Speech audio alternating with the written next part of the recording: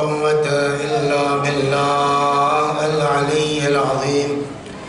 أعوذ بالله من الشيطان الرجيم. بسم الله الرحمن الرحيم. الحمد لله رب العالمين بارئ الخلائق أجمعين باعث الأنبياء والمرسلين والصلاة والسلام والتحية والإكرام على البشير النذير السراج المنير سيدنا ونبينا وشفيعنا إن شاء الله أبي القاسم محمد.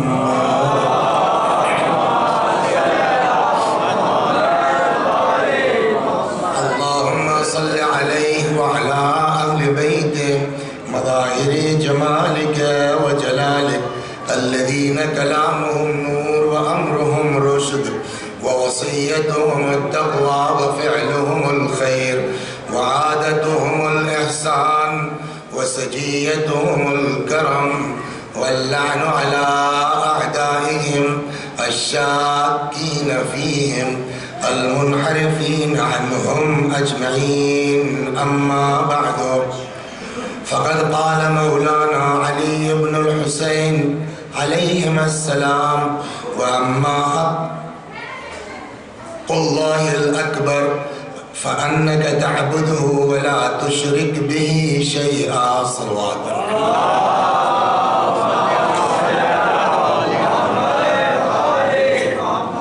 تو گفتگو ہماری چل رہی ہے ہمارے اور آپ کے چوتھے امام حضرت امام زین العابدین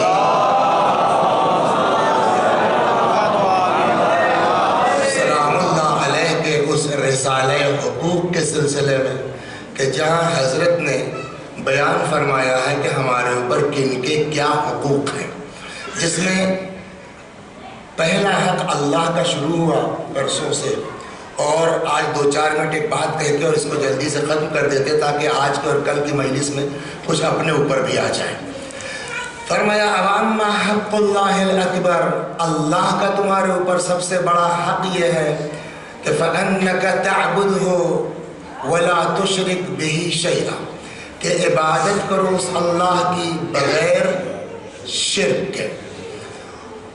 اور اگر تم یہ کام دو کر لے گئے فَإِذَا فَعَلْتَ ذَلِكَ بِإِخْلَاصٍ، اگر تم نے کام کر لیا عبادت خدا بغیر شرک کے، تو اللہ اپنے اوپر لازم کر لے گا أَن يَكْفِيَكَ أَمْرَ الدُّنْيَا وَالْآخِرَةِ، کہ وہ تمہارے لیے دنیا میں بھی کافی ہو جائے اور تمہارے لیے آخرت میں بھی کافی ہو جائے. تو نماز ہو یا روزہ ہو یا جو بھی عبادت ہو، ہنر عبادت کرنا نہیں ہے، ہنر عبادت ہے بغیر شرک کے، ہنر عبادت ہے اخلاص کے ساتھ. اگر اخلاص ہے اور شرک سے عاری اور پاک ہے تو ممکن ہے مختصر عبادت بھی انسان کو بہشتی بنا دے. اور اگر اخلاص نہیں ہے، میں آپ کو ایک داستان سناتا ہوں، صلوات کرو.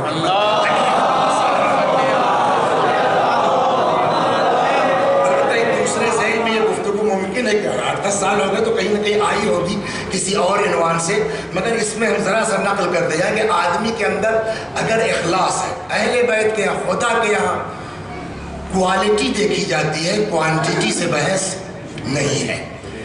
کیسا عمل ہے کتنے سے بحث نہیں ہے. طالب علم ہے، نجف اشرف ہے، البتہ ہم نے کسی کتاب میں نہیں پڑھا ہے، درس اخلاق میں آیا مظاہری ہم لوگ درس جو دیتے تھے تو اپنے درس کے دوران نقل فرمایا، یاد ہے کیا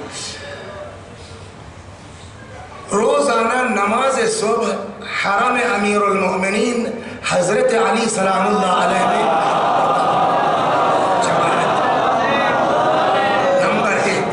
جماعت کے ساتھ حرم مولا میں، پھر اس کے بعد ظاہر جو گیا ہے روزے میں وہ زیارت کر کے ہی نکلے گا. روزانہ نماز جماعت حرم مولا میں اور زیارت ڈیلی کا اس کا طریقہ تھا.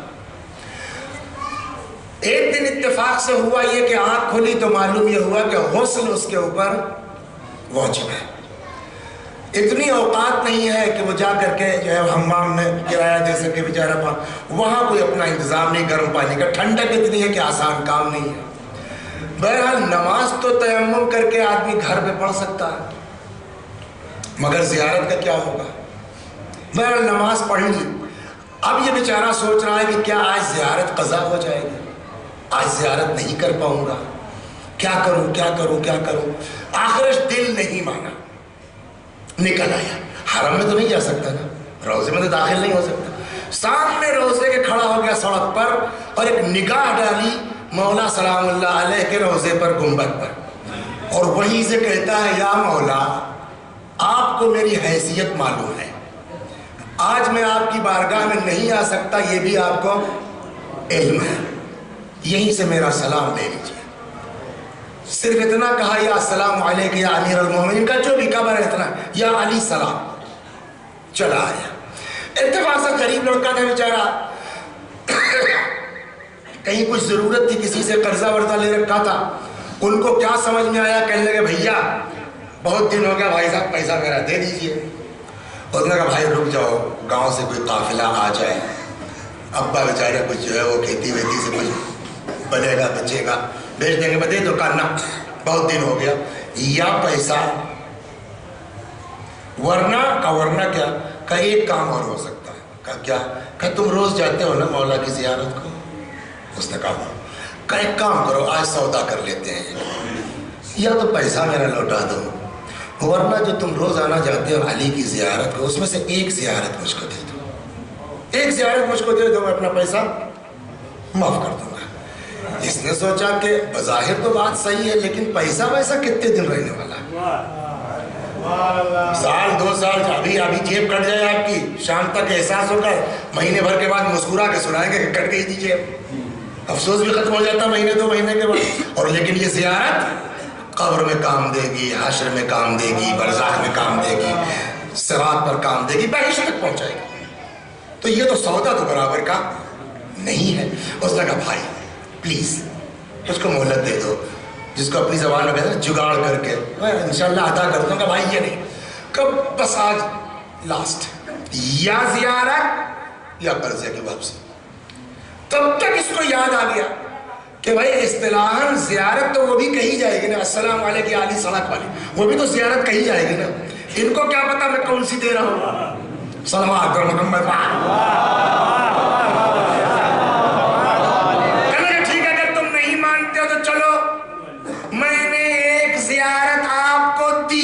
دماغ میں وہی ہے سڑک والی، سڑک چھاپ زیارت جس کو کہہ لیجیے، وہ سڑک والی زیارت دے۔ اس نے کہا ٹھیک، اچھا آج ڈر کے وہاں بیٹھ گئے کہیں پوچھ نہ لے، صلوات اور محمد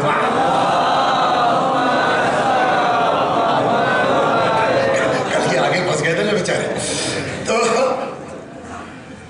میں نے ایک زیارت تم کو دی، اس نے بھی کہا کہ ٹھیک میں نے اپنا قرضہ معاف کیا، ہو گئی بات۔ شام کو سوئے، رات میں بیچارے خواب کیا دیکھتے ہیں کہ تمام زیارتوں میں مقبول ترین زیارت ہاتھ سے نکل گئی ہے۔ بظاہر اس زیارت پہ حیثیت نہیں ہے، کہ مسئلہ وہ نہیں ہے، مسئلہ کس اخلاص سے تم نے کہا السلام علیکم یا علی، تو قیمت اخلاص کی ہے، جس پہ کل پوری گفتگو ہے۔ الناس کلہم ہالکون، سب برباد، کسی کو نجات نہیں ہے، الا العالمون والعالمون کلہم ہالکون الا العاملون والعاملون کلہم ہالکون الا المخلصون، اور مخلصین کے لیے چاہیے ڈرتے رہے، والمخلصون علی خطر عظیم۔ یہ کل کی گفتگو ہوئی، اور آج اس کو ہم ختم بھی کر کے دوسری طرف جانا چاہتے ہیں مولا اور آگے کیا کہہ رہے ہیں، اور اس کو آج اور کل 2 دن چلاؤں، لیکن ایک دو سن لیجئے کہ کیا واقعاً اس طرح کی عبادت ممکن ہے؟ صلوات پر محمد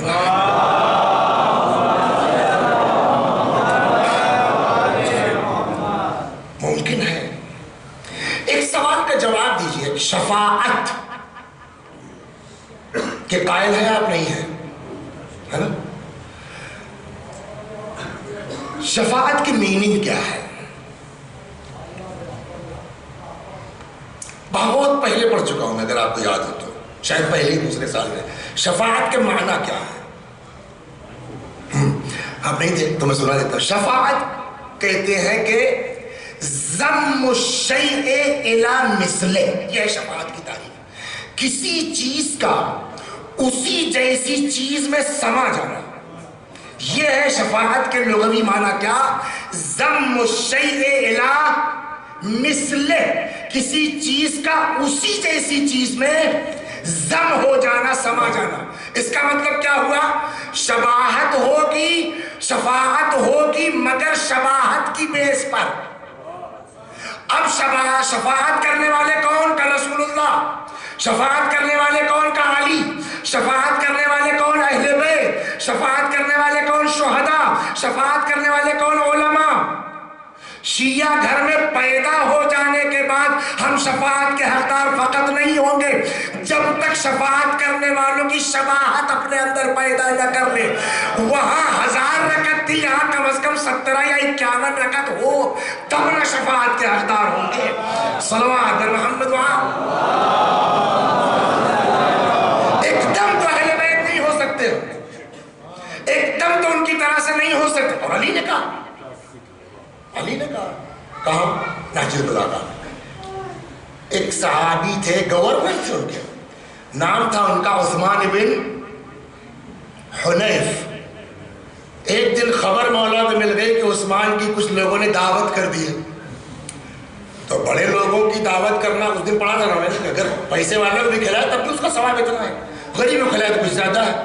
تو دعوت کرنا کوئی بری بات نہیں ہے، لیکن دعوت اس طرح کی تھی کہ امام نے جو جملہ ان کو لکھا ہے اعتراض کا خط، کہ ہم نے سنا ہے کہ تم ایک ایسی دعوت میں گئے ہو کہ غنیہم مدعو وفقیرہم مجفوب، جہاں مالداروں کو تو بلایا گیا ہے. پھر میں کہتا ہوں، میں اس کا مخالف نہیں، مالدار کو مت بلائیے، مگر مالدار کے ساتھ غربا کو چھوڑیے مت، غلط چیز ہے. امام نے کہا میں نے سنا عثمان تم ایک ایسی دعوت میں گئے ہو کہ غنیہم مدعو وفقیرہم مجفوب، جس میں مالداروں کو تو بلایا گیا ہے، فقراء کو دھتکار دیا گیا ہے. تم کو پتہ نہیں ہے عثمان ابن حنیف کہ الا ولکل معموم امام یقتدی بہ، ہر معموم کا ایک امام ہوتا ہے جس کی وہ پیروی کرتا ہے. وَيَسْتَضِيءُ بِنُورِ عِلْمِ، اور جس کے نور علم سے وہ روشنی حاصل کرتا ہے. تمہارے امام کا عالم یہ ہے کہ تمہارا امام اکتفا کرتا ہے 2 روٹی پر اور 2 کپڑے پر. ابھی 2 کپڑے بھی بحث ہے کہ 2 کپڑے سے مراد 2 جوڑے ہیں یا 2 کپڑے سے مراد 1 جوڑا ہے. تمہارا امام جو ہے وہ اکتفا کرتا ہے 2 روٹی پر اور 2 کپڑوں کے اوپر. اس کے بعد امام کا جملہ کیا ہے؟ فرماتے ہیں کہ الا وانکم لا تقدرون علی ذلک، تم یہ کام نہیں کر پاؤ گے. 2 روٹی اور 2 کپڑے پر تمہارا گزارا نہیں ہوگا. تم کو ہونڈا سٹی بھی چاہیے، تم کو کیا کہتے ہیں وہ سوئفٹ ڈیزائر بھی چاہیے، تم کو فلاں بھی چاہیے. تم 2 روٹی 2 کپڑے پر گزارا نہیں کر سکتے ہو. اس کے بعد کا جو جملہ ہے وہ کیا ہے؟ وَلَكِنْ أَعِينُونِي بِوَرْعٍ وَاجْتِهَادٍ، ہاں ہماری مدد کرو تم تقوی کے ذریعے، وَعِفَّةٍ وَسِدَاتٍ، پاک دامنی کے ذریعے. تو دنیا میں علی تو نہیں بن سکتا مگر علی کی راہ پر چلنے کی کوشش کی جا سکتی ہے. صلوات محمد.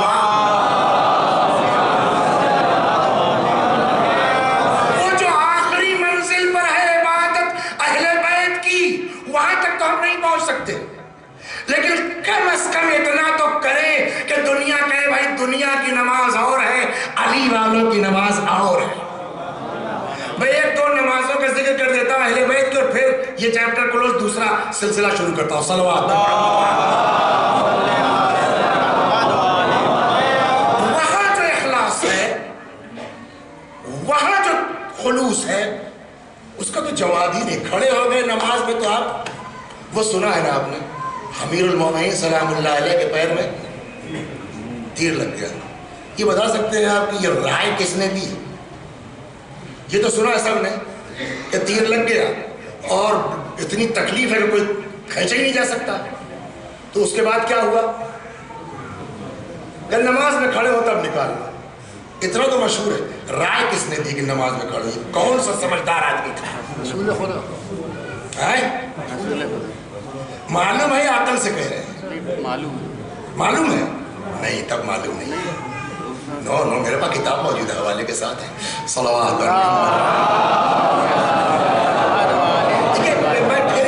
میں اس طرح کی حرکتیں جو کرتا ہوں نا، خدا شاہد ممبر کو کسی کی اہانت یا توہین نہیں، صرف اس لیے ہوتا تھا کہ پبلک ہمارے ساتھ رہے بس.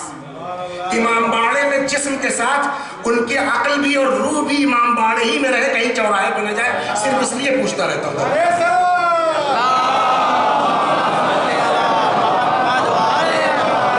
اب میں بتاتا ہوں رائے کس نے دی. کہتے ہیں یُنسب الی مولانا امیر المؤمنین علیہ السلام انہ وقع فی رجلہ نصل. نقل کیا جاتا ہے کہ امیر المؤمنین سلام اللہ علیہ کے پائے مبارک میں تیر لگ گیا تھا. فلم یمکن من اخراجہ، جس کا نکالنا ممکن نہیں تھا. جب مولا کائنات کی شادی ہوئی، پیغمبر نے پوچھا یا علی تم نے اپنی زوجہ کو کیسا پایا ہے نا؟ تو مولا کا جواب کیا تھا؟ عبادت میں بہترین مددگار شوہر و زوجہ. شیعہ شوہر و زوجہ وہی ہے کہ جہاں شوہر مددگار ہو بیوی کی عبادت میں، بیوی مددگار ہو شوہر کی عبادت میں. وہ ہے تشیع. اب جانتے ہیں رائے کس نے دی؟ رسول اللہ نے نہیں.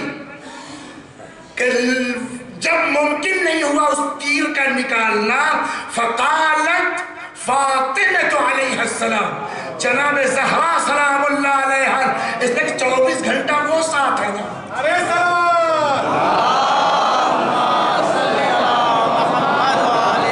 شہزادی نے یہ رائے دی کہ اخرجوہ فی حال صلاتہ، کہ جب نماز میں ہو تب نکالو. کیوں نماز میں ہو تب نکالو؟ اب فاطمہ نے گھر کی کیفیت بتائیے. دیکھ رہے ہیں نا روز نماز پڑھتے ہیں. فرماتے ہیں فَإِنَّهُ لَا يُحِسُّ بِمَا يُجْرَى عَلَيْهِ حِينَئِذٍ، اس لیے کہ جس وقت علی نماز میں کھڑے ہوتے ہیں کیا گزر رہی ہے ان کو احساس نہیں. دنیا میں ہے کوئی آدمی کتنا ہی بڑے خلوص سے نماز پڑھ لے، لیکن کیا اس منزل پر کسی کی نماز ہے کہ پیر سے تیر نکال لے اور احساس نہ ہو؟ یہ اہل بیت کی نماز ہے. 2 نمازیں اور سن لیجئے ختم. صلوات پر محمد. اب یہ جس کا کلام ہم نقل کر رہے ہیں امام زین العابدین علیہ السلام کے رسالے انہی کی یہ 2 واقعات ہیں، عبادت کی اور نماز کی، جو واقعی معراج عبادت ہے، معراج نماز ہے اہل بیت علیہ السلام کی نماز. وَسَقَطَ لَهُ ابْنٌ فِي بِئْرٍ، امام زین العابدین علیہ السلام کا ایک بیٹا گر گیا کہاں؟ فی بئر، کنویں میں. فَتَفْزَعُ أَهْلُ الْمَدِينَةِ حَتَّى أَخْرَجُوهُ. آپ ذرا انصاف سے بتائیے کہ ابھی جو ہے وہ یہاں کوئی ایسا حادثہ ہو جائے، شور کتنا ہوگا آپ بتائیے. جبکہ 2-4 لوگ لگے گئے سائڈ رہیے، بھائی شور مت کیجئے، ہنگامہ مت کیجئے، اس کے باوجود کتنا شور ہوگا انصاف سے بتائیے. اور جہاں امام کا بیٹا کنویں میں گر جائے، لہذا روایت جا کہتے فَتَفْزَعُ أَهْلُ الْمَدِينَةِ، مدینے والے چیخنے چلانے لگے. یہاں تک کہ بہرحال شور ہوا، ہنگامہ ہوا، پبلک جمع ہوئی، کسی صورت سے نکالا گیا. مگر وَكَانَ قَائِمًا يُصَلِّ، ادھر وہ سارا شور ہو رہا ہے، مگر جس کا بیٹا گرا ہے وہ کہاں ہے؟ کان قائما یصلی، نماز میں تھے امام.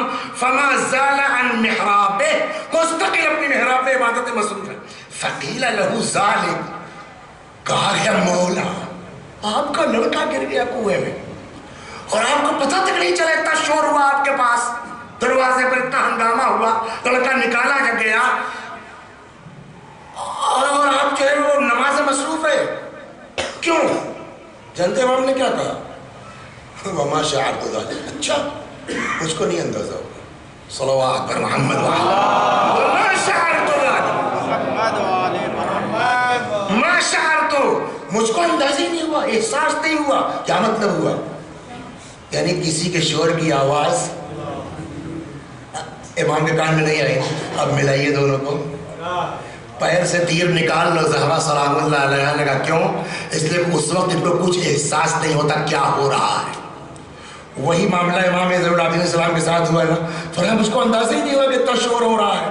اب سمجھ میں آیا کہ رسول اللہ نے کیوں کہا تھا اولنا محمد اوسطنا محمد کلنا محمد. سب کی عبادت کا یہی حال. صلوات پر محمد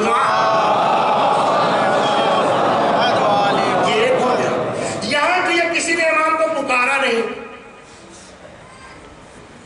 یوں شور مچ رہا تھا نکالو رسی لاؤ فلاں جیسے ہوتا ہے شور, اس طرح کا شور. ایک واقعہ ایسا ہوا جس میں لوگ امام کو پکار رہے ہیں اور نماز نہیں توڑی. کب کہ وقع الحریق والنار فی البیت الذی ہوا فیہ. آگ لگ گئی اس جگہ پر, اس گھر میں کہ جہاں خود امام موجود تھے. وَكَانَ سَاجِدًا فِي صَلَاتِهِ, خود جو ہے وہ سجدے کے عالم میں ہے اور اسی جگہ جہاں سجدے میں ہے آگ لگ گئی. فَجَّعَلُوا يَقُولُونَ لَهُ, لوگوں نے چلانا شروع کیا یا ابن رسول اللہ, یا ابن رسول اللہ, النار النار, اے فرزند پیغمبر آگ, اے فرزند پیغمبر آگ, یا ابن رسول اللہ آگ. وہاں تو جنرل شور مچا تھا نا امام کا خطاب, یا امام کا نام لے کے پکار رہے ہیں اے فرزند پیغمبر آگ لگی ہے, اے فرزند پیغمبر آگ لگی ہے. اور امام ہے کہ سجدے سے سر نہیں اٹھایا یہاں تک کہ حتی اطفئت, آگ بجھ گئی. اپنے جیسے نماز ختم کرنی تھی اس حساب سے ختم ہوئی. اب جب نماز ختم ہو گئی فقیل اللہ, لوگوں نے کہا مولا الذی الہاک عنہا. لوگ چلاتے رہے چیختے رہے اے فرزند پیغمبر آگ, اے فرزند. جملہ کہوں یہ فقرہ کس کا ہے؟ معصوم کا ہے. یہ فقرہ کس کا ہے؟ جس کی شفاعت کی بنیاد پر ہمارے بچنے کی امید کی جا سکتی ہے. وہ خود اپنے لیے کیا کہہ رہے معلوم ہے؟ لوگوں نے کہا مولا اتنا شور ہوا آپ کے سر کے اوپر, لوگ چیختے رہے آگ آگ آگ, نہیں توجہ کی آپ نے, کیوں؟ فرمایا فقال نار الآخرہ, حضرت نے فرمایا جہنم کی آگ, اس آگ کی طرف اس نے متوجہ نہیں ہونے دیا. صلوات پر محمد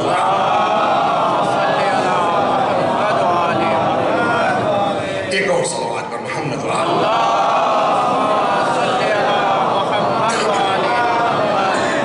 تو یہ امام نے پہلا حق بیان کیا. فرمایا کہ اگر کوئی شخص اللہ کی عبادت کرے شرک کے بغیر, شرط کیا ہے؟ اخلاص کے ساتھ, اللہ اپنے اوپر واجب کر لے گا کہ اس کی دنیا کے لیے بھی کافی ہو جائے اور اس کے آخرت کے لیے بھی کافی ہو جائے. ہم اس کمال تک تو نہیں پہنچ سکتے جہاں امام زین العابدین علیہ السلام ہے, جہاں امیر المؤمنین سلام اللہ علیہ, لیکن وہی بقول مولا کے ولیکن اعینونی بورع واجتہاد وعفت وسداد, مگر تقوی کی بنیاد پر, ورع کی بنیاد پر, پاک دامنی کی بنیاد پر تم لوگ ہماری مدد کر سکتے ہو. اب آپ یہاں سے یہ شروع کرتے ہیں کہ عبادت صرف نماز کا نام نہیں ہے, عبادت صرف روزے کا نام نہیں ہے, عبادت صرف حج اور زکوٰۃ کا نام نہیں ہے. انسان پورے 24 گھنٹے چاہے ہر وقت عبادت میں رہ سکتا ہے. کرنا کیا؟ صرف اپنے اس قلب کو اس کی طرف متوجہ کر لیں. ایک لمحہ انسان کا عبادت سے خالی نہیں ہو سکتا, جو ہمارے آپ کے بس میں نہیں ہے, لیکن جتنی کوشش کر سکتا ہے آدمی اتنی تو کر سکتا ہے. پہلے حق اللہ کا, اس کے بعد امام نے فرمایا وَأَمَّا حَقُّ نَفْسِكَ, تمہارے نفس کا حق تم پر کیا ہے. اچھا ظاہر نفس ایک الگ چیز ہے اور اس کے پھر مگر وہاں نہیں جائیں گے پھر خوش بھی ہو جائے گی.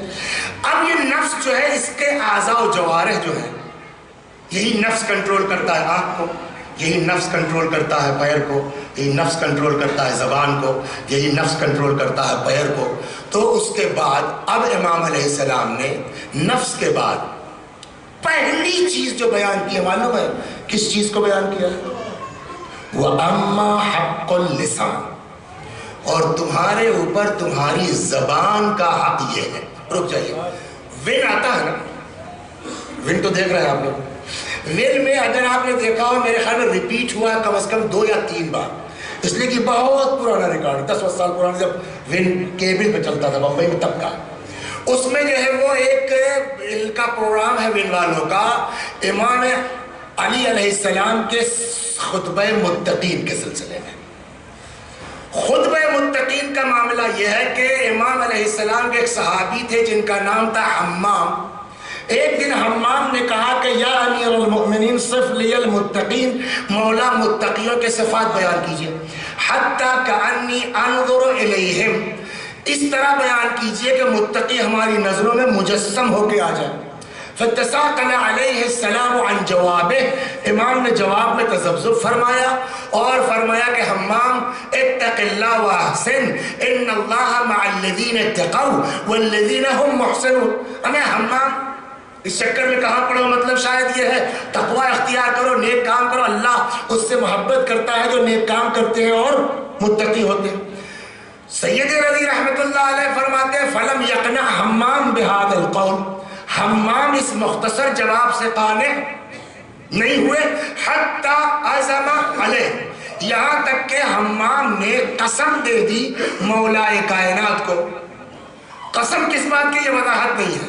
پھر امام علیہ السلام نے ایک مختصر سا مقدمہ فرمایا، اس کے بعد متقیوں کے صفات بیان کیے۔ تقریباً 110 صفتیں مولا کائنات نے اس خطبے میں ایکسٹمپور فی البدی متقیوں کی بیان کی۔ لیکن اس سے پہلے میں ایک نقطے کی طرف آپ کو متوجہ کرنا چاہتا ہوں کہ ہم میں اور قرآن میں، ہمارے بیان میں اور اہل بیت کے بیان میں بنیادی فرق کیا ہے؟ بنیادی فرق ہم لوگوں میں یہ ہے، ہمارے مولانا بھی اچھے خطیب سن بھی چکے ہیں آپ ان کو، بنیادی فرق ہم میں اور ان لوگوں میں یہ ہے کہ ہم لوگوں کے ساتھ ہوتا یہ ہے کہ جو بات پہلے کہنا چاہیے تھی وہ بعد میں کہہ دی، جو بعد میں کہنا چاہیے وہ پہلے کہہ دی، جو نہیں کہنا چاہیے تھا وہ نکل گیا، جو کہنا چاہیے تھا وہ بھول گئے، اوپر والی یہ تو بات ہی رہ گئی۔ ہوتا نہیں ہوتا؟ کیا یہ جو ہم کرتے ہیں اللہ کے یہاں یہ ممکن ہے؟ نہ۔ جو لفظ جہاں مناسب ہے وہیں رکھا جائے گا، اس کے علاوہ کوئی مناسبت ہی نہیں ہے۔ یہ نہیں کہہ سکتے کہ اگر یہ والا لفظ آیت کا ایسے ہوتا اور یہ والا ایسے ہوتا تو بات ہو ہی نہیں سکتا۔ مثال دے دوں، اور یہ لفظ جہاں ہے اس کا اپنا فلسفہ ہے، اس کا اپنا ایک مفہوم ہے، اس کے اپنے ایک معنی ہے۔ مثلا یا ایھا الذین آمنوا، بہت مشہور آیت ہے نا، یا ایھا الذین آمنوا اتقوا اللہ وکونوا مع الصادقین۔ ترجمہ کیا ہے؟ اے صاحبان ایمان تقوی اختیار کرو اور صادقین کے ساتھ ہو جاؤ۔ پلٹ کے نہیں کہہ سکتا تھا قرآن؟ یا ایھا الذین آمنوا کونوا مع الصادقین واتقوا اللہ، اے ایمان والو سچوں کے ساتھ ہو جاؤ اور تقوی اختیار کرو۔ کہہ سکتا تھا؟ نہیں کہہ سکتا تھا، لیکن الٹ کے کہا قرآن نے۔ کیا مطلب؟ اس سے بھی عظمت اہل بیت کا اظہار ہے کہ ہر کس و ناکس کو سچوں کے ساتھ ہونے کا دعویٰ کرنے کا حق نہیں ہے۔ پہلے تقوی اختیار کرو پھر سچوں کے ساتھ ہو جاؤ۔ تو ترتیب کا بھی اپنا ایک مفہوم ہے، ترتیب کا بھی اپنا ایک معنی ہے۔ ویسے ہی 110 صفتیں مولا نے بیان کی ہیں، تو ایسا نہیں کہ جو دماغ میں آتا گیا کہتے گئے، اہمیت کے اعتبار سے امام اس کو تذکرہ کریں گے۔ اگر 110 صفتیں ہیں تو موسٹ امپارٹنٹ جو صفت ہوگی اس کو پہلے نمبر پر، اس کے بعد والے ہم دوسرے نمبر پر، ہے نا۔ 110 صفتیں مولا نے بیان کی ہے۔ جانتے ہیں پہلی صفت متقی کیا بیان کی ہے؟ فرماتے منطقہم الصواب، ان کی گفتگو نپی تلی ہوتی ہے، ان کی گفتگو میں کہیں سے غلط جملے نہیں ہوتے۔ یہ تو مولا کا ہو گیا نا، وہی انداز امام نے سارے، یہ تو ہو گیا وہ مولا کی بات، ہم گفتگو اس پر ہے، رسالہ حقوق پر۔ اب یہاں امام زین العابدین علیہ السلام بھی سارے حقوق بیان کر رہے ہیں نا۔ آنکھ کا حق کیا ہے، کان کا حق کیا ہے، زبان کا حق کیا ہے، پیر کا حق کیا ہے، لیکن ان سارے حقوق میں جیسے 110 میں نمبر 1 پر علی نے زبان کا ذکر کیا، ویسے ہی سارے حقوق بیان کرتے وقت سب سے پہلے کس کا حق امام سجاد نے بیان کیا؟ زبان کا۔ پہلے امام نے بھی وہی ترتیب رکھی ہے اور چوتھے امام نے بھی زبان کو پہلے رکھا ہے۔ اس کا مطلب یہ ہے کہ سارے اعضاء و جوارح میں موسٹ امپارٹنٹ حصے کا نام ہے زبان۔ صلوات محمد۔ ہو گئی بات؟ اب آئیے تھوڑا اس کو ہم پڑھائیں گے، کل بھی چلیں گے اور اگلے سال بھی چلیں گے۔ وَأَمَّا حَقُّ اللِّسَانِ، امام فرماتے ہیں تمہاری زبان کا حق تم پر یہ ہے کہ تم اس کی عزت کرو۔ عجب جملہ ہے۔ تمہاری زبان کا حق تم پر یہ ہے کہ تم اس کی عزت کرو۔ اپنی زبان کی ہم عزت کریں، کچھ سمجھ میں آ رہا ہے کہ واقعی کیا لطائف ہے۔ اپنی زبان کی تم عزت کرو، خود ہی فرماتے کاہے سے؟ عن الخنا، بد زبانی سے۔ اس کا مطلب یہ ہوا، کیا مطلب ہوا؟ کہ ہم نے کسی کو ابے کہہ دیا، ہم نے کسی کو دشنام دے دی، ہم نے کسی کو گالی دے دی، اس کو بے عزت نہیں کیا ہے، اپنی زبان کو بے آبرو کیا ہے۔ صلوات پر محمد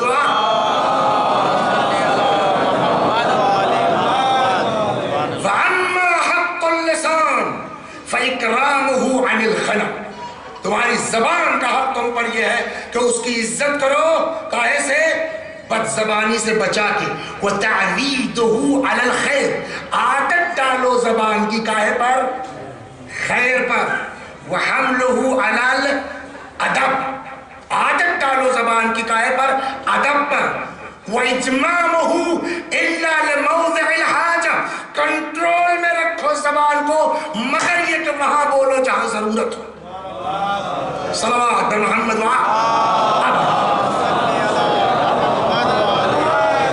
چنانچہ سب سے اہم حصہ انسان کے جسم میں کیا ہے؟ زبان۔ چنانچہ جانتے ہیں انسان کی فضیلت کیا ہے بقیہ مخلوقات سے؟ یہ زبان ہے۔ مولا فرماتے ہیں، امیر المومنین سلام اللہ علیہ کا فقرہ ہے، مولا فرماتے ہیں کہ للانسان فضیلتان، انسان کی 2 فضیلت ہیں، 2 برتری ہے، عقل و منطق۔ ایک انسان کی برتری کا سبب عقل ہے اور دوسرے انسان کی برتری کا سبب زبان ہے۔ عقل سے کیا کام لیا جاتا ہے، زبان سے کیا کام لیا جاتا ہے؟ فرماتے فَبِالْعَقْلِ يَسْتَفِيدُ وَبِالْمَنْطِقِ يُفِيدُ، عقل سے فائدہ اٹھایا جاتا ہے، زبان سے فائدہ پہنچایا جاتا ہے۔ اب اگر فائدہ نہیں اٹھایا تو عقل عقل نہیں، اگر فائدہ نہیں پہنچایا تو زبان زبان نہیں۔ صلوات پر محمد اس لیے ہے اصول کافی میں روایت، تیزی الگ چیز ہے، چالاکی الگ چیز ہے، عقل الگ چیز ہے۔ کہاں ہے اصول کافی میں روایت ہے؟ کسی نے چھٹے امام سے پوچھا مال عقل، مولا عقل کیا ہے؟ فرمایا ما عبد بہ الرحمن واکتسب بہ الجنان، عقل کہتے ہیں جس سے اللہ کی عبادت ہو، جنت حاصل کی جائے۔ 1.5 سال تمام۔ عقل کی ڈیفینیشن کیا ہوئی؟ ما عبد بہ الرحمن، جس سے اللہ کی عبادت ہو رحمان کی، واکتسب بہ الجنان، اس کے بھیجے میں نہیں ہے یہ بات۔ صاحب ایک چالاک لوگ دنیا میں ہیں اور جو لوگ بیچارے جنتی ہیں، نماز روزے والے تو بیچارے فقیری زندگی گزار رہے ہیں۔ تو اس نے ایک آدمی کا نام لے لیا جو، اور فلانے کے پاس جو اتنی چالاکی تھی وہ کیا تھی مولا؟ جانتے ہیں امام کا جواب کیا ہے؟ فرماتے ہیں تلک النکراء تلک الشیطنہ ہی شبیہۃ بالعقل لیست بالعقل، کہ وہ جو ان کے پاس ہے نا، حکومت بھی ہے، زمینداری بھی ہے، فلاں بھی ہے، فلاں بھی ہے، سب کچھ ہے، تلک النکراء، یہ عقل نہیں ہے، یہ نکرا ہے۔ نکرا کیا چیز ہے؟ خود ہی وضاحت ہی فرمائی، تلک الشیطنہ، اس کو شیطنت کہتے ہیں، ہی شبیہۃ بالعقل لیست بالعقل، یہ عقل کے مشابہ ہے، عقل نہیں ہے۔ عقل وہی ہے جس سے اللہ کی عبادت ہو اور جنت حاصل کی جائے۔ چاہے جتنا چالاک آدمی دکھ جائے، اگر ایمان نہیں ہے تو عاقل نہیں ہے۔ صلوات محمد عاقل، اس کے عقل وجہ سے جنت حاصل۔ مولا کائنات فرماتے ہیں کہ انسان کی دو فضیلتیں ہیں، ایک کا نام ہے عقل اور ایک کا نام ہے منطق۔ عقل کا کام یہ ہے کہ جس سے فائدہ حاصل کیا جائے، دوسری حدیث سے وضاحت ہوئی کس قسم کا فائدہ، اور منطق وہ ہے جس سے فائدہ پہنچایا جائے۔ یعنی اگر نجات کا فائدہ حاصل نہ کیا جائے تو عقل نہیں ہے، اگر لوگوں کو نجات کی راہ نہ دکھلائی جائے تو زبان صلوات پر محمد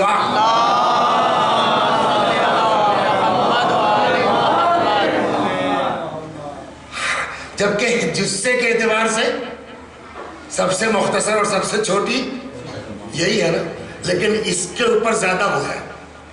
قرآن بھی کہتا ہے کہ اس پر ہم زیادہ نظر رکھے ہوئے ہیں۔ کہاں ما یلفظ من قول الا لدیہ رقیب عتید، جو بھی جملہ نکلتا ہے نا، دو فرشتے ہیں نوٹ کرنے والے، اس زبان میں کیا بولا کیا گڑبڑ کی، رقیب اور عتید دو لوگ لگے ہیں نوٹ کرنے میں۔ اسی لیے پیغمبر سے ایک حدیث ہے بڑے غضب کی، اب آج میں کہنا کل بھول گیا کہ یہ لڑکے اگر قلم ولم لے کے آتے نا، یہ دو چار حدیثیں اس طرح کی تھی کہ جس کو نوٹ کر لیتے اور اپنا راستے میں جاتے ہوئے ایک آدھ دو بار دہرا لیتے، اس لیے کہ یہ سب میں نے اس دن مثال دی جیسے میری آنکھ میں درد ہوا تو انہوں نے جو ہے وہ کہا کہ کیا زکام ہوا تھا، ہم نے کہا تو کہنے سے اس کی اینٹی بائیوٹک الگ ہوگی، وہاں سے لکھ دیا۔ کہنے لگے کہ یہ جس میں زیادہ اثر ہے اس میں 4 گھنٹے پر، اور یہ جب شروعات ہو رہی ہے صبح دوپہر شام، چیز وہی ہے، لیکن چونکہ یہاں مرض زیادہ ہے اس لیے ہر 4 گھنٹے پر، اور یہاں 8 گھنٹے کے بعد ڈبل ہو گیا۔ اینٹی بائیوٹک ضروری ہے۔ ویسے ہی جیسے جسم کو مرض لگتا ہے نا، ویسے ہی روح کو بھی مرض لگتا ہے، اور جب روح بیمار ہوتی ہے تو اس کے لیے بھی اینٹی بائیوٹک چاہیے۔ روحانی اینٹی بائیوٹکس کیا؟ یہی اہل بیت کی روایات و احادیث، جتنا بڑا مرض ہوگا اتنی مرتبہ استعمال کیا جائے گا۔ ایک بار مجلس سن کر کے ہمارے اندر سدھار نہیں ہوگا، بار بار نسخہ لیتے رہو، حدیث پیغمبر دہراتے رہو، تب اینٹی بائیوٹک جا کے ہفتے بھر کے بعد اثر کرے گی۔ صلوات علی محمد، یہ بات نہیں ہوتا لہذا پیغمبر کی حدیث ہے، یعذب اللہ اللسان، یہ اینٹی بائیوٹک ہے زبان کے لیے، یعذب اللہ اللسان بعذاب لا یعذب به شیئا من الجوارح۔ رسول خدا فرماتے خدا کل کو قیامت میں زبان پر جیسا عذاب کرے گا پورے جسم کے کسی حصے کو ویسا سخت عذاب نہیں ہوگا۔ فیقول اے ربی عذبتنی بعذاب لم تعذب به شیئا، یہ زبان اعتراض کرے گی، یہ سب جھاپڑ تو اس نے مارا تھا نا، دوڑ کے تو یہ گیا تھا نا گولی چلانے کے لیے، اس کو اتنا سخت عذاب نہیں ہوا، مجھ کو زیادہ ہو رہا ہے، کیوں؟ اعتراض کا حق ہے اس کو۔ پیغمبر کیا فرماتے ہیں کہ یعذب اللہ اللسان، اللہ ایسا زبردست عذاب کرے گا زبان کو کہ ایسا کسی اور حصے کو نہیں ہوگا۔ فیقول اے ربی، زبان اعتراض کرے گی، پڑھنے والے مجھ کو تو نے اتنا شدید عذاب کیا اور کسی حصے کو کیوں نہیں ہوا؟ جواب فیقال اللہ، اب قدرت کا جواب آئے گا، خرجت منک کلمۃ، تجھ سے ایک لفظ نکلا، فبلغت، وہی جو آپ کہہ رہے ہیں، فبلغت مشارق الارض ومغاربها، ایک لفظ تو ہمارے منہ سے نکلا مشرق مغرب میں پھیل گیا، نتیجہ فسفک بها الدم الحرام، تمہارے ایک ہلنے سے کوئی معصوم مار دیا گیا، وانتهب بها المال الحرام، کسی کا مال چھینا گیا، وانتهك بها الفرج الحرام، اور دوسرے گناہ ہوئے، وعزتی وجلالی، عزتی جلالی کا مطلب تو معلوم ہے نا، حدیث قصہ کس کو نہیں معلوم ہے، اور اس میں عزتی اور جلالی کی قسم کس کو نہیں معلوم ہے؟ بہت ریئر جگہیں ہیں جہاں عزت اور جلال کی قسم کھائی گئی ہے نا؟ یہاں خدا نے فرمایا وَعِزَّتِي وَجَلَالِي لَأُعَذِّبَنَّكَ بِعَذَابٍ، قسم ہے میری عزت کی، قسم ہے میرے جلال کی، میں تجھ کو ایسا عذاب کروں گا کہ لا اعذب به شيئا من جوارحك، کہ جسم میں کسی حصے کو اتنا شدید عذاب نہیں ہوگا۔ چنانچہ امام زین العابدین علیہ السلام سے ایک روایت ہے اسی سلسلے میں، کہتے جب صبح ہوتی ہے نا، جیسے ہم لوگ گھر میں ایک پورا گھرانہ ہے، ماں ہے، باپ ہے، بھائی ہے، بہن ہے، بیوی ہے، رشتہ دار ہے، تو صبح اٹھتے تو کیا کرتے ہیں؟ السلام علیکم، السلام علیکم، یا اور جو لوگ گڈ مارننگ، یا کہیں صبح بخیر، عرب لوگ ہیں صباح الخیر کرتے ہیں نا، ویسے یہ بھی ایک پورا خاندان ہے نا، جیسے پورا خاندان ہے، ہاتھ ہے، پیر ہے، دل ہے، زبان ہے، تو یہ لوگ بھی جب صبح اٹھتے ہیں تو بولتی تو یہی ہے نا۔ میں پہلے سمجھتا، میرے دماغ میں تھی، بھول گیا تھا، میں سمجھتا تھا شاید یہ محاورہ ہے، اب جو دیکھا تو پتہ چلا یہ چوتھے امام کی روایت ہے۔ امام نے فرمایا روزانہ صبح جب ہوتی ہے تو یہ زبان سارے اعضاء و جوارح سے خیریت دریافت کرتی، گڈ مارننگ، صلوات بر محمد ایسے ہو صباح محمد ان لسان ابن آدم یشرف علی جمیع جوارح، انسان کی زبان روزانہ صبح صبح ہر عضو سے خیریت پوچھتی، فیقول کیف اصبحتم، کیا حال ہے ہاتھ بھائی، پیر صاحب آپ کیسے ہیں، ارے کان میاں کیا حال ہے، فیقولون، یہ سارے لوگ پورے گھر والے اکٹھا مل کے زبان کو جواب دیتے ہیں، ان ترکتنا بخیر، ان ترکتنا، ایک دم ٹھیک ٹھاک ہے اگر آپ رہنے دو تو، صلوات پر محمد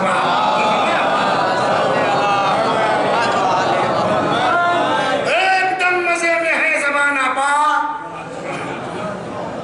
اگر آپ چھیڑے نہ تو بخیر، فیقولون کیا حال ہے، فیقولون بخیر الحمدللہ ٹھیک ٹھاک ہے، ان ترکتنا اگر آپ رہنے دیں، وَيَقُولُونَ اللہ اللہ فینا، اور پھر اتنا کہنے کے بعد چپ نہیں ہوتے اعضاء و جوارح، پھر ہاتھ پیر جوڑتے ہیں، اللہ اللہ فینا، زبان آپا پلیز خدا کو ڈریے ہمارے بارے میں، خدا کا خیال کیجئے ہمارے بارے میں، وَيُنَاشِدُونَ وَيَقُولُونَ إِنَّمَا نُثَابُ وَنُعَاقِبُ بِكَ، اس لیے کہ ثواب بھی ملتا ہے تو آپ ہی کی وجہ سے، سزا بھی ملتی ہے تو آپ ہی کی وجہ سے، ہلتی آپ ہے، ٹوٹتا سر ہے، ہلتی آپ ہے، ٹوٹتا پیر ہے، صلوات پر محمد۔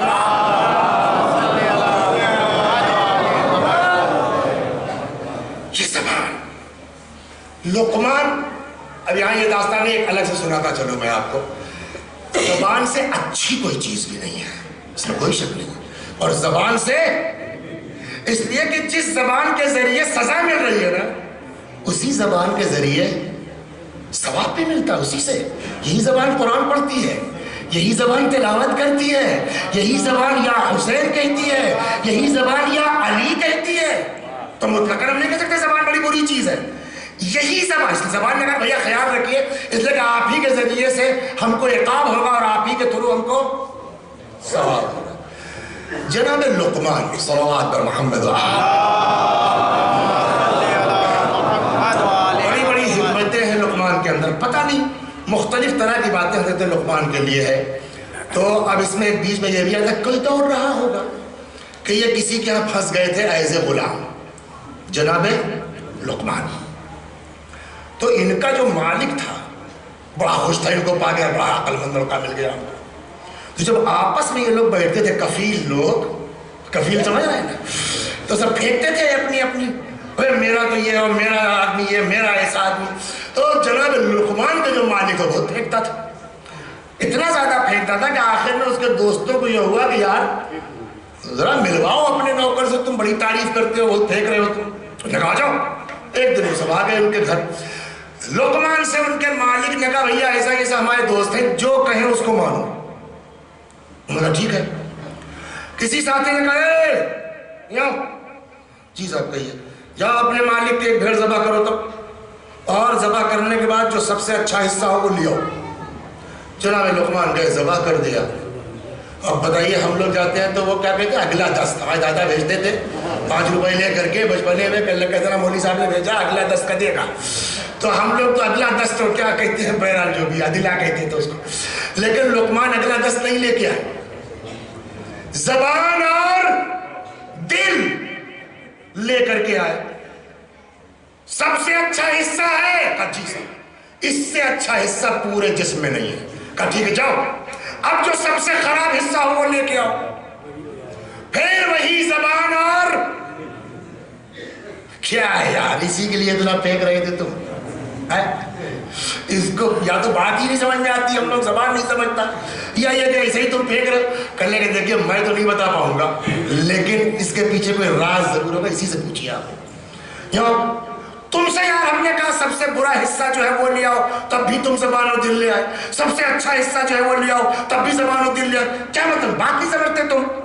کہنے صاحب بات خوب سمجھے، آپ لوگ نہیں سمجھے۔ کہنے کیا مطلب؟ کہ یہ زبان اور دل اگر اکٹھے ہیں، یعنی جو دل میں ہے وہی زبان پر، تو اس سے بڑھیا حصہ پورے بدن میں نہیں، لیکن زبان کی چیز کہیں جا رہی ہے، دل کہیں جا رہا ہے، تو اس سے برا حصہ پورے بدن میں نہیں ہے۔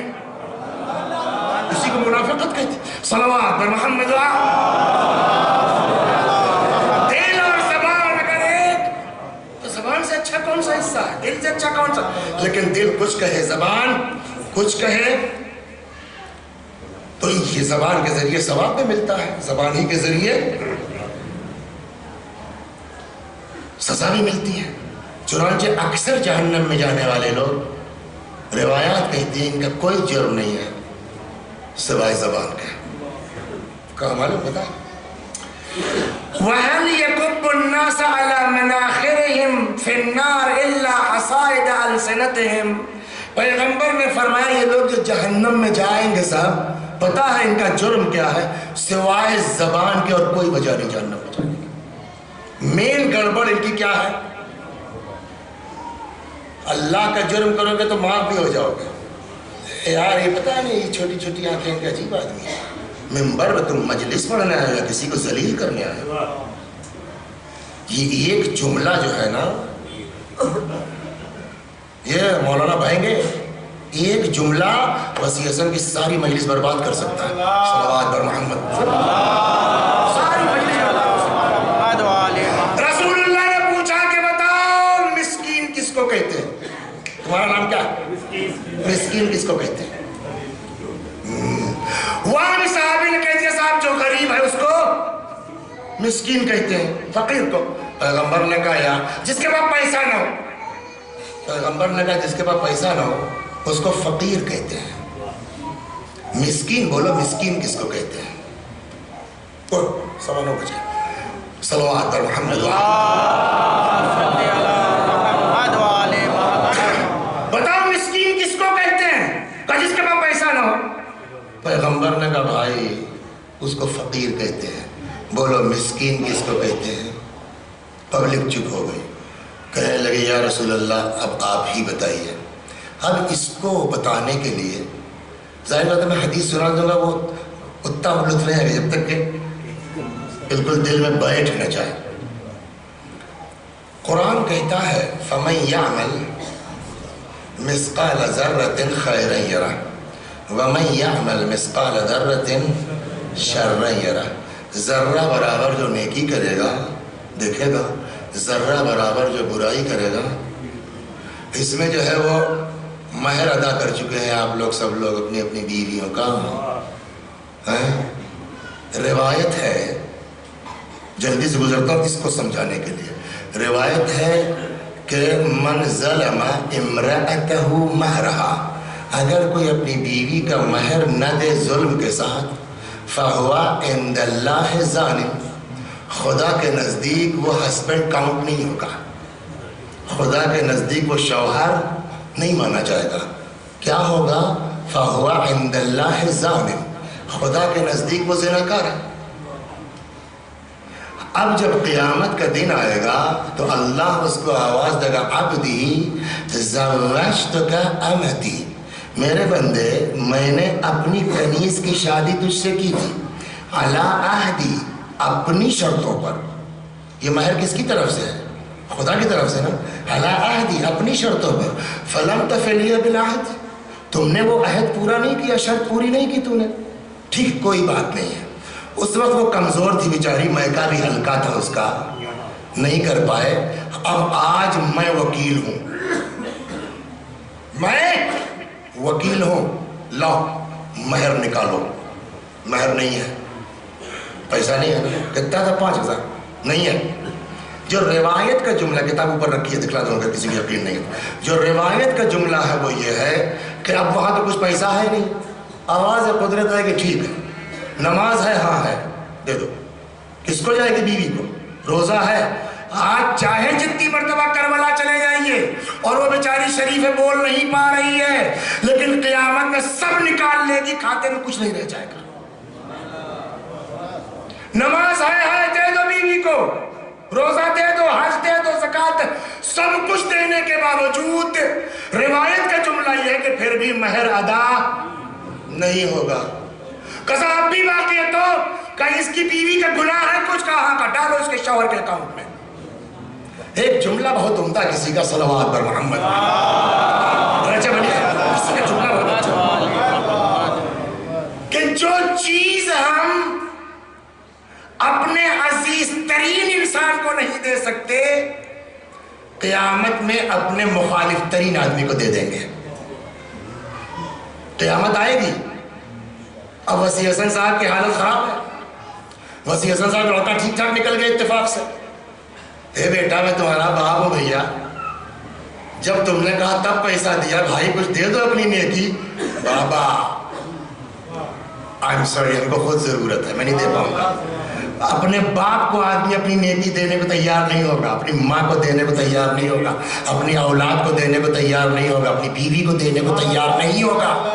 لیکن جس سے دنیا میں دبتے تھے اور بیٹھ کے جس ہوٹل میں بیٹھے وہاں مخالفت کی، جس ہوٹل میں بیٹھے وہاں برائی کی، غیبتوں سے بھرا ہوا اکاؤنٹ. آپ جب قیامت میں جائیں گے، وسیع حسن نے بیٹھ کے فلاں کی برائی کی، ہاں دے دو اس کی نیکی، جس سے زندگی بھر تپتے رہے، مرنے کے بعد قیامت میں اس ماں باپ کو نیکی نہ دے کر کے ان کو دینا پڑے گی. صلوات پر محمد.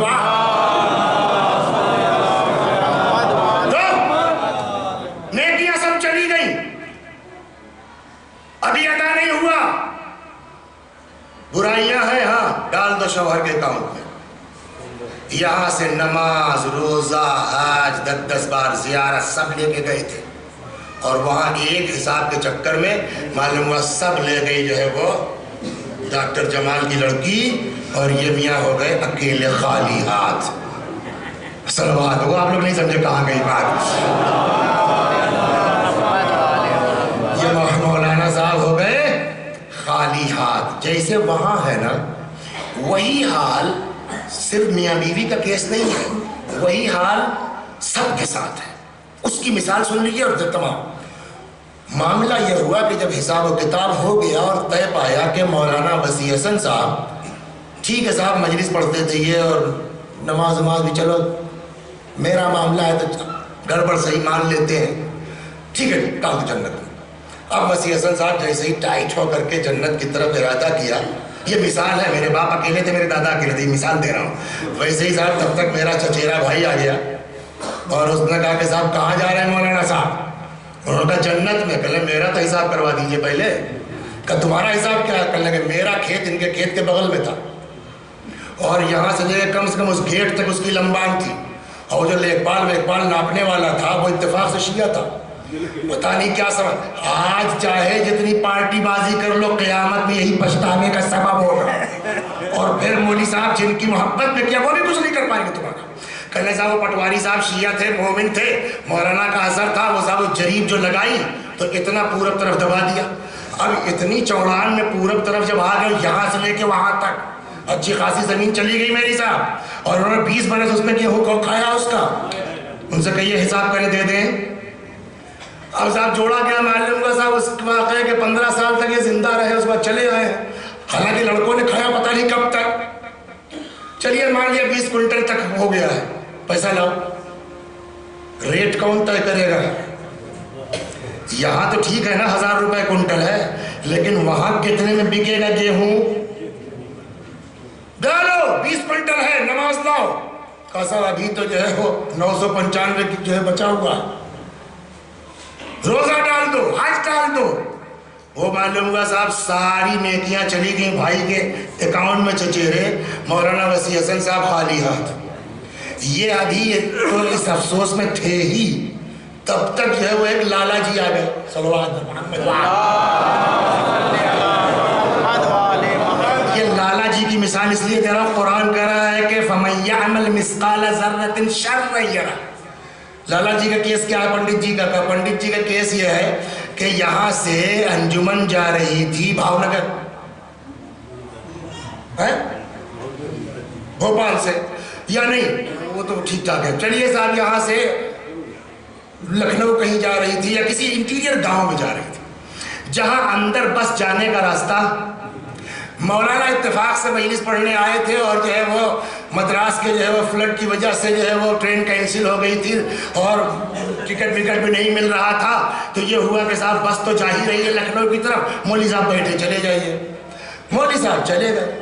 ہے صاحب وہاں راستے میں سیتا اوتا پور کے پاس کسی گاؤں والے کو خبر ہوئی کہ بھوپال کی انجمن آ رہی ہے. ان کے اس دن شب بیداری تھی. ان لوگوں نے فون کیا، بات کی. جب تک کسی نے بتایا کہ یار وسیع حسن صاحب اسی بس میں ہیں، یہ اگر کہہ دیں گے تو 1 ہی گھنٹے کی بات ہے. انجمن والوں نے بھی سوچا ہاں بھائی راستے میں کھانا پینا تو کہیں چاہیے ہی. ان کا ٹھیک ہے مولانا.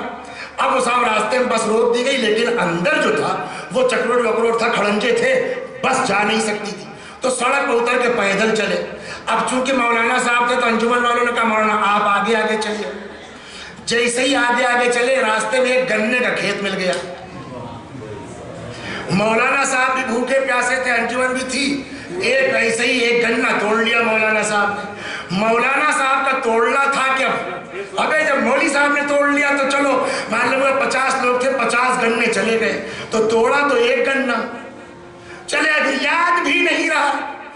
اب صاحب وہ چچیرے بھائی کے زمین کا میٹر حل نہیں ہوا تھا، تب تک وہ پنڈت جی آ گئے سیتا پور والے. کلے صاحب میرا بھی معاملہ ہے، ایک گنا تو خود کھایا، 50 دوسروں کھلوایا صاحب، یہ میرا دے دے تب جائیں. اب وہاں سے کیا ملے گا، ہم کو کیسے ادا کریں؟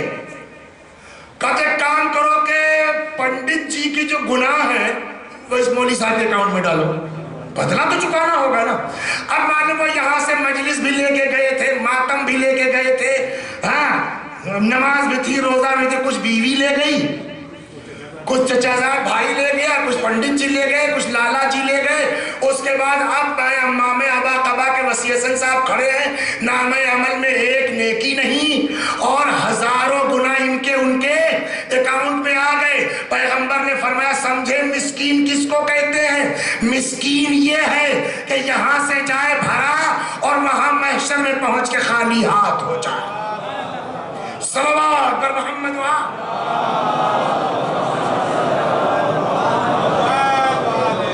اور صلوات پر محمد.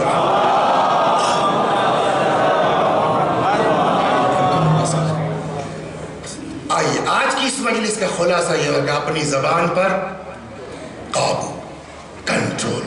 یہ سب سے اہم ہے، اس لیے کہ اکثریت جو جہنم میں جائے گی ہم لوگوں میں وہ حصائد السنت ہے، اپنے زبان کے کیے کی بنیاد کے اوپر. خدا تجھے واسطہ ہے اہل بیت کا، تجھے واسطہ ہے اس حسین کا جس نے ہم کو ٹھیک کرنے کے لیے،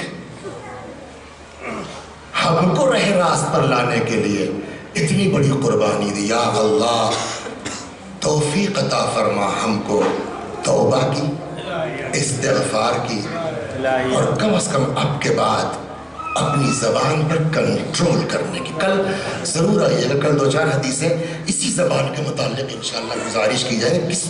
کتنی بڑی مصیبت پیدا کرنے والی ہے یہ ہماری 1.5 انچ کی زبان کل کو قیامت میں. اللہ ہم کو معاف کر دے، ہمارے ماں باپ کو معاف کر دے. تجھے اس یتیمہ کا واسطہ ہے، اللہ اکبر، جس نے ہماری خاطر، پرسوں بھی بات گزارش کی تھی کیا کہ کہہ سکتی تھی یتیمہ بابا مت جاؤ، بیعت کر لو، یتیم مت بناؤ. بیعت ہی تو مانگ رہے ہیں, کر لو بیعت بابا. لیکن کہیں سنا آپ نے؟ نہیں. ٹھیک ہے میرے باپ جاؤ, میں تم کو جانے سے منع نہیں کرتی, لیکن جانے سے پہلے ایک بار میرے سر پہ اس طرح ہاتھ پھیر دو جیسے یتیموں کے سر پہ پھیرا جاتا ہے. بابا ایک بار مجھ کو اپنے سینے سے لگا لو. حسین زمین گھر میں کربلا پہ لیٹ گئے, بچی کو اپنے کلیجے سے لگا لیا. جیسے بھی ہوا نہیں معلوم, خود سے اتری, زینب نے اتارا, امام حسین نے اتارا, جیسے بھی ہوا امام حسین علیہ السلام مقتل میں چلے گئے. جنگ کرتے کرتے ایک وقت وہ آیا کہ مولا شہید کر دیا گیا. کل رات یہیں پہنچی نا. حسین علیہ السلام کی شہادت کے بعد, مولا سلام اللہ علیہ کی شہادت کے بعد, میں نے کہا نا کسی تاریخ میں آدم سے لے کے آج تک اور قیامت تک کوئی نہیں ہونے والا جو کربلا میں ہوا. حسین علیہ السلام کو شہید کر دیا گیا. اس کے بعد اب تو جانے دو نا, اب تو بس کرو نا, اب تو مار چکے نا. لیکن پتہ اس کے بعد اس ملعون نے کیا کہا ہمارے ساتھ نے؟ کہتا ہے وہ لوگ جو حسین کے جسم پر گھوڑے دوڑانا چاہتے ہیں وہ اپنے گھوڑوں کو ایڑ لگا کے آگے آ جائیں. 10 زنازادے اپنے گھوڑوں کو ایڑ لگا کے آگے آئے. حسین علیہ السلام کا جسم مبارک زمین گرم کربلا میں پڑا ہوا ہے. 10 گھوڑے امام حسین علیہ السلام کو روند رہے ہیں, پامال کر رہے ہیں.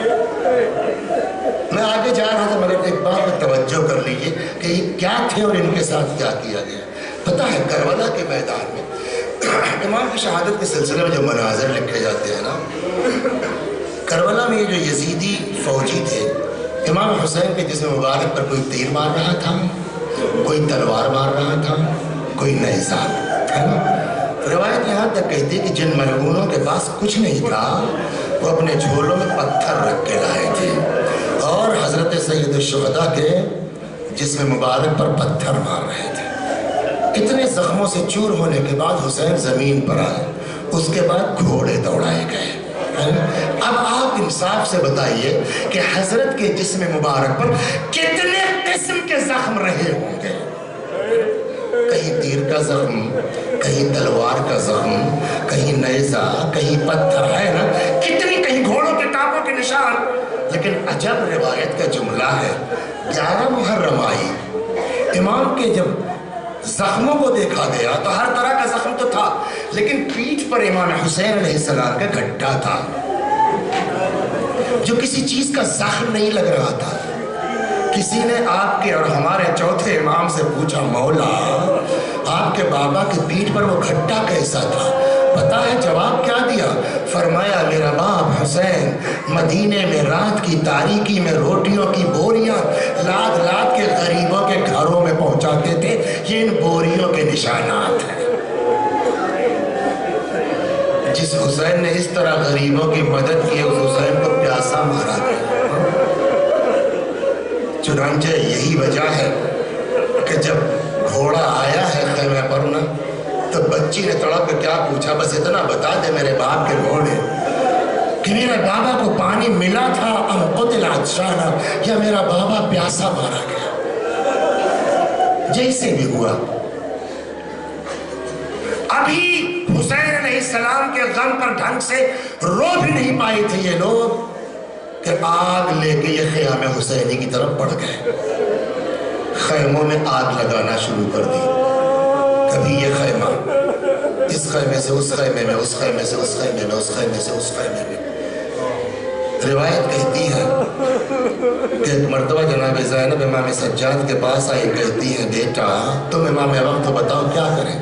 فرمایا بھبی اما علیکن بالفرار, نکل جائیے. اب یہاں سے میں 2 روایت خود اسی شخص کی سناتا ہوں. یزیدی سپاہی ہے, یزیدی فوجی ہے, حمید ابن مسلم. ایک تو جناب زینب کے متعلق, ایک خود اسی بی بی کے لیے کہتا ہے جس کا ذکر پرسوں سے چل رہا ہے. حمید ابن مسلم کہتا ہے کہ سارے خیمے جل چکے تھے, ایک خیمے میں آگ لگی ہوئی تھی، شعلے آسمان سے باتیں کر رہے تھے، اور میں نے کیا دیکھا، اس خیمے کے سامنے ایک طویل القامت بی بی کھڑی ہے، آسمان کو ایسے دیکھتی ہے، ہاتھوں کو یوں ملتی ہے جسے کفِ افسوس کہتے ہیں۔ میں قریب آیا، میں نے کہا بی بی کیا کوئی بڑی قیمتی چیز رہ گئی ہے اس خیمے میں تمہاری؟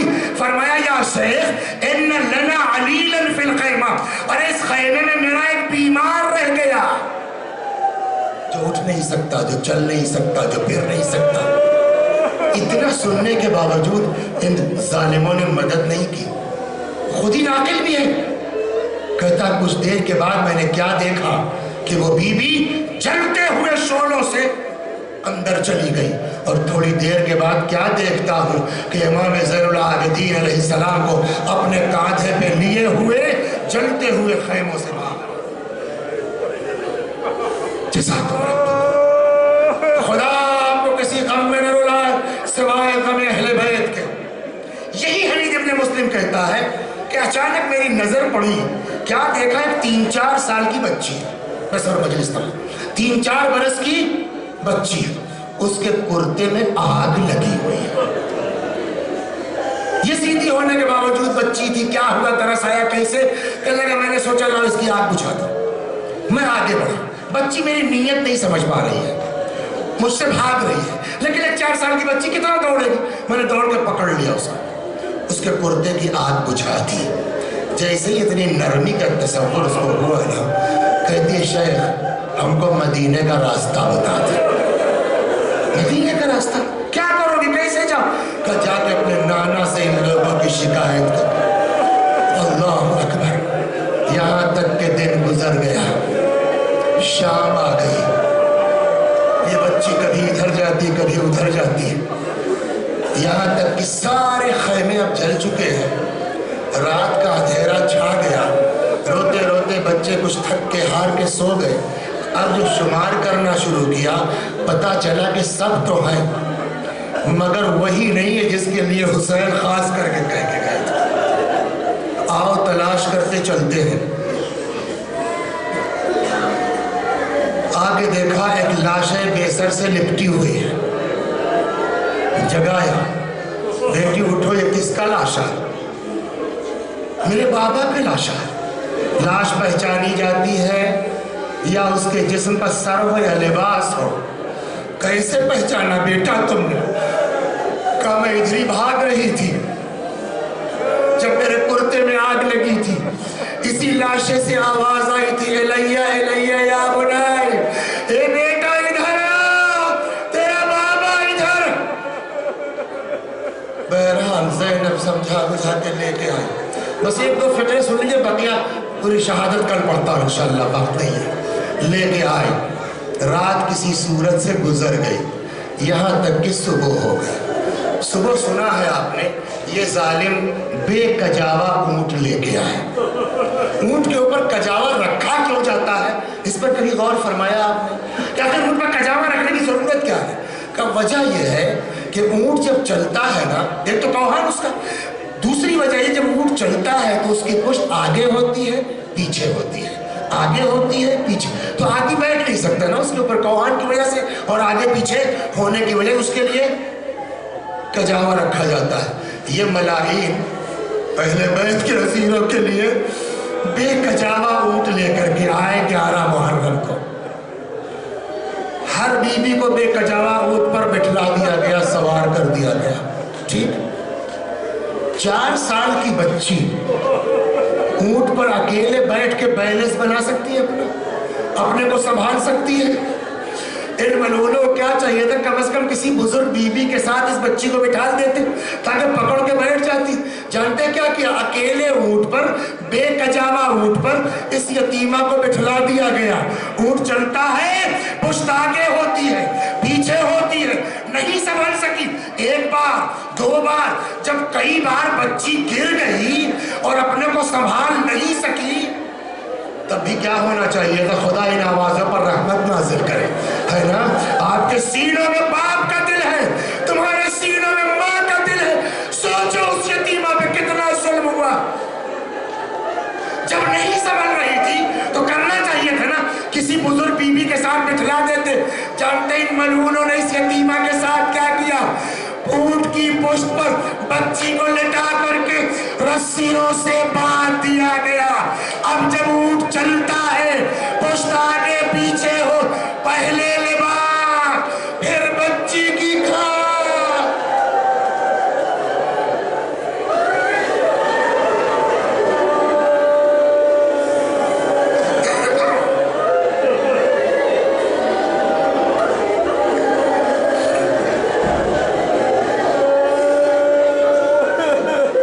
وَسَيَعْلَمُ الَّذِينَ ظَلَمُوا أَيَّ مُنقَلَبٍ يَنقَلِبُونَ إِنَّا لِلَّهِ وَإِنَّا إِلَيْهِ رَاجِعُونَ۔ خدا ہماری اس عزا کو قبول فرما، مزید عزائے اہل بیت کی توفیق کرامت فرما، جب تک زندہ ہے در اہل بیت سے وابستہ رکھ، مرنے کے بعد جوار معصومین میں جگہ کرامت فرما۔